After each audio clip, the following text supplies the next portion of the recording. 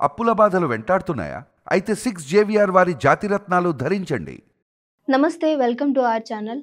So, ఒక్కసారి సమయం గనుక దాటింది అంటే మళ్ళీ మన కాలం తిరిగి రాదు. మీకు ఉన్న ప్రతి ఒక్క నిమిషాన్ని కూడా యుటిలైజ్ చేసుకోండి అని చెప్పేసి ఎప్పుడు మనం అనుకుంటూ ఉంటాం కదా! సో, ఇప్పుడే మార్నింగే విన్నటువంటి ఒక న్యూస్ హైదరాబాద్ నుంచి బెంగుళూరు వైపుగా వెళ్తున్న కావేరీ ట్రావెల్స్ కర్నూలులో ఉన్న పళంగా ధ్వంసం అయిపోవడం. ఎలా జరిగింది? ఏంటి? అని మాట్లాడుకునే ముందు ఇందులో ఒక ఫ్యామిలీ స్టోరీ నన్ను నిజంగా అంటే మనోళ్ళని ఎవరినైనా బస్‌కి ఎక్కించాలన్నా, ఎక్కడికైనా పంపియాలి అన్నా సరే అమ్మో! వీళ్ళు ట్రావెల్ చేస్తే మళ్ళీ సేఫ్‌గా ఇంటికొస్తారా లేదా అనే ఒక దృశ్యం కళ్ళ ముందు కనిపిస్తూ ఉంది.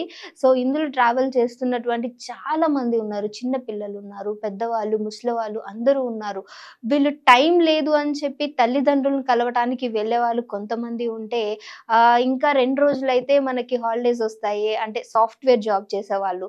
సో, అమ్మ నాన్నతో టైమ్ స్పెండ్ చేద్దామని వెళ్తున్న వాళ్ళు, నా భార్య గర్భంతో ఉంది, తనని కలిసి రావాలి, నాకు టైం కుదరట్లేదని చెప్పి ఒకరోజు ముందు లీవ్ తీసుకొని, ఈ 3 డేస్ నా భార్యతో టైమ్ స్పెండ్ చేయొచ్చు అని వెళ్తున్న ఇంకొంతమంది. ఇందులో ఇంకొక అంటే చాలా సాడ్ న్యూస్ ఏంటంటే, హోల్ ఫ్యామిలీ అంతా కూడా దహనం అయిపోయిన పరిస్థితి. సో, ఇందులో గొల్లా రమేష్ అని చెప్పి వీళ్ళు బెంగుళూరులో సాఫ్ట్‌వేర్ ఎంప్లాయీ తను. సో, హోల్ ఫ్యామిలీ అంతా కూడా వలస వెళ్లి బెంగుళూరులో సెటిల్ అయిపోయారు. వాళ్ళ అమ్మ, నాన్న హైదరాబాద్‌లో ఉంటారు. వీళ్ళు అమ్మ, నాన్న కలవటానికి చాలా రోజులుగా వెళ్ళట్లేదంట. సో, తల్లి ఫోను చేసి రండి చాలా నా దగ్గరికి రండి. నేను మిమ్మల్ని చాలా మిస్ అవుతున్నా. పిల్లల్ని మిస్ అవుతున్నా అని కంటతడి పెట్టుకుందని తల్లి ఎప్పుడు కూడా వాళ్ళ ఓన్ వెహికల్‌లో వెళ్ళే రమేష్ ఫ్యామిలీ ఈసారి మరి ఏం జరిగిందో తెలీదు గానీ త్వరగా ఎళ్ళొద్దామనో, లేదు అనంటే ఆఫీస్‌లో వర్క్ ఉందనో, ఇంకేదన్నా కారణాలు కావచ్చు. వాళ్ళు బస్‌ని ప్రిఫర్ చేశారు. ఈరోజు ఆ బస్సే వీళ్ళందరిని కూడా పొట్టన పెట్టుకుంది. సో, తల్లి దగ్గరికి వెళ్లి ఎంతో హ్యాపీగా టైమ్ స్పెండ్ చేసి, వాళ్ళకి నచ్చినవన్నీ వండిపెట్టి, పిల్లలతోటి చాలా టైమ్ స్పెండ్ చేసిన ఆ నాన్నమ్మ ఈరోజు హోల్ ఫ్యామిలీ అంతా కూడా లేరు అనంటే తను దాన్ని జీర్ణించుకోలేని పరిస్థితి. సో, వెళ్లి కలిసి చిన్న పాప ఏడ్చిందంట పాపం. నానమ్మ నేను నీ దగ్గరే ఉంటా. ఇంకొన్ని రోజులు ఉండమని చెప్పు. ఎలానో సాటర్‌డే, సండే హాలిడేనే కదా డాడీకి. నేను నీ దగ్గరే ఉంటాను అని అడిగిందంట. కానీ తండ్రి నాకు ఆఫీస్‌లో టైమ్ అయితుంది. మళ్ళీ మిమ్మల్ని తీసుకురావడానికి నాకు టైం సరిపోదమ్మా. ప్లీజ్ వచ్చేయండి అని చెప్పి ఏడుస్తున్న పిల్లల్ని కూడా వీళ్ళతో తీసుకొని వెళ్తే ఈరోజు ఆ నానమ్మకి మళ్ళీ పిల్లల్ని చూసుకునేటువంటి పరిస్థితి లేదు. కనీసం వాళ్ళ దగ్గరికెళ్ళి ఏడవడానికి కూడా అంటే బాడీస్‌లో గుర్తుపట్టలేనంతగా కాలిపోయారట.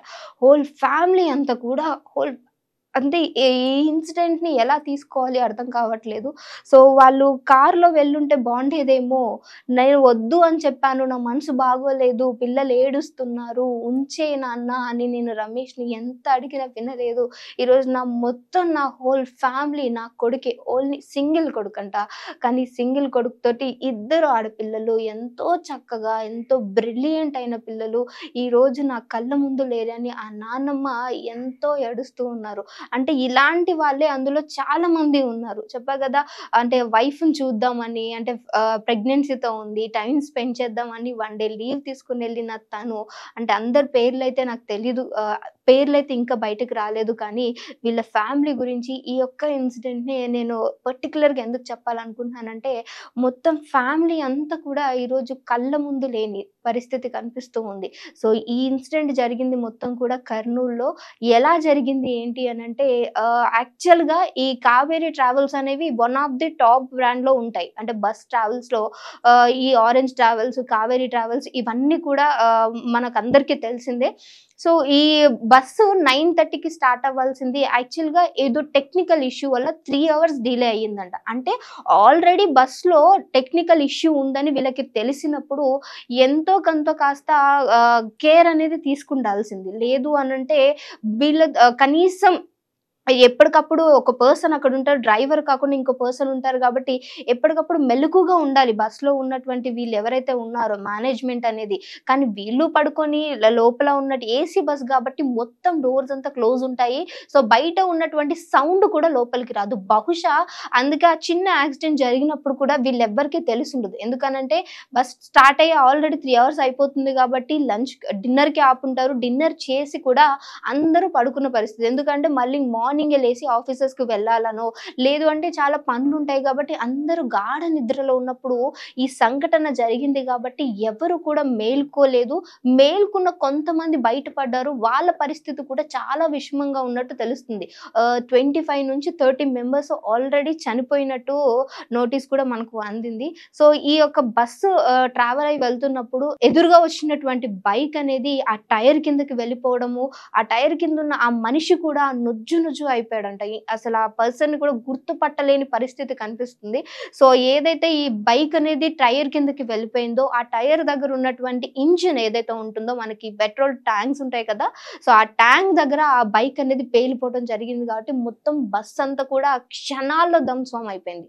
ధ్వంసం అయిపోయినా సరే కనీసం బ్రతకడానికి ఛాన్స్ ఉండేది కానీ మొత్తం కూడా కాలిపోవటం వల్ల ఆ బస్‌లో ఉన్నటువంటి 43 మంది ఇంకా ఇంకా ముందుకెళ్ళి మేబీ బస్‌లో ఎక్కాల్సిన వాళ్ళు ఉన్నారో లేదో తెలీదు కానీ, ఉన్నంత మందిలోనే మొత్తం 30 మంది 30 మంది కూడా దహనం అయిపోయారు. సో, ప్రతి ఒక్కళ్ళని కూడా మనం వెనక్కి తీసుకొని రాలేము. ఇప్పుడు చనిపోయిన వాళ్ళకి మనం ఎన్ని నివాళులు పలికినా వాళ్ళు తిరిగి రారు.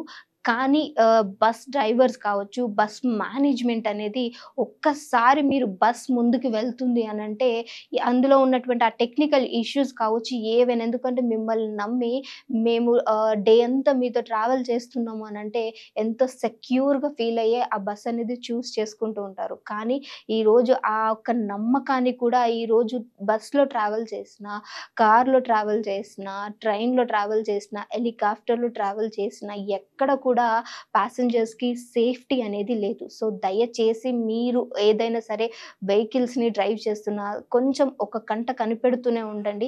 లేదు అంటే ఇలాంటి సంఘటనలు అసలు ప్రతిరోజు వినాల్సి వస్తది. ఈ గొల్లా రమేష్ గారి యొక్క ఫ్యామిలీ ఇన్సిడెంట్ మాత్రం ఇంకా అసలు నేను మర్చిపోలేకపోతున్నా.